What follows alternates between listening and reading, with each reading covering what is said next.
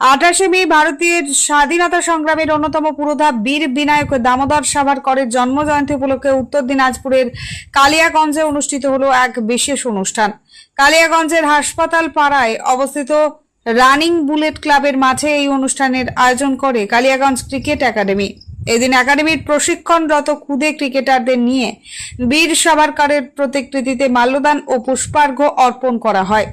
শুধু শ্রদ্ধা জ্ঞাপনই নয়, শিশুদের সামনে তুলে ধরা হয় বীর সাভারকরের জীবনের বিভিন্ন গুরুত্বপূর্ণ দিক, তার দেশপ্রেম, বলিষ্ঠ চিন্তাভাবনা এবং স্বাধীনতা আন্দোলনে তার অবদানের কথা। আয়োজকদের বক্তব্য, খেলাধুলার পাশাপাশি ইতিহাসের মহানায়কদের আদর্শে নতুন প্রজন্মকে অনুপ্রাণিত করাই তাদের মূল লক্ষ্য। উত্তর দিনাজপুর থেকে শুভঙ্কর আচার্যের রিপোর্ট, A1 নিউজ বাংলা। দাদা, আপনার নাম? কুনাল চৌধুরী।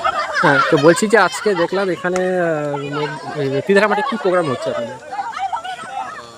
আজকে এই রানিং বুলেট ক্লাব ময়দানে আজকের এই সুন্দর পরিবেশে আমরা ভারতবর্ষের যে স্বাতন্ত্রতা বীর বিনায়ক দামোদর সাভারকর তার জন্মদিবস, তার জন্ম জয়ন্তী পালন করলাম। ওনাদের আত্মত্যাগ ছাড়া আজকের এই আধুনিক ভারতের নির্মাণ সম্ভব ছিল না।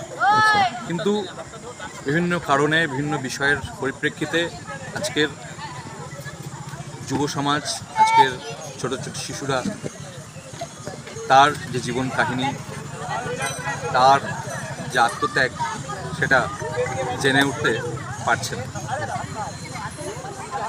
সেই বিষয়গুলো আমি যাচ্ছি না কেন তারা জেনে উঠতে পারছে না, কিন্তু নতুন করে আমরা উদ্যোগ নিয়েছি ভারতবর্ষ, আধুনিক ভারতবর্ষ নির্মাণে তাদের যে আত্মত্যাগ, তা যাতে পুনরায় আমাদের নতুন প্রজন্ম জানতে পারে এবং জেনে তাদের আদর্শকে নিজের জীবনে নিয়ে এসে নতুন ভারত নির্মাণে তাদের অবদান রাখতে পারে, ভারতকে বিশ্বগুরু বানাতে পারে।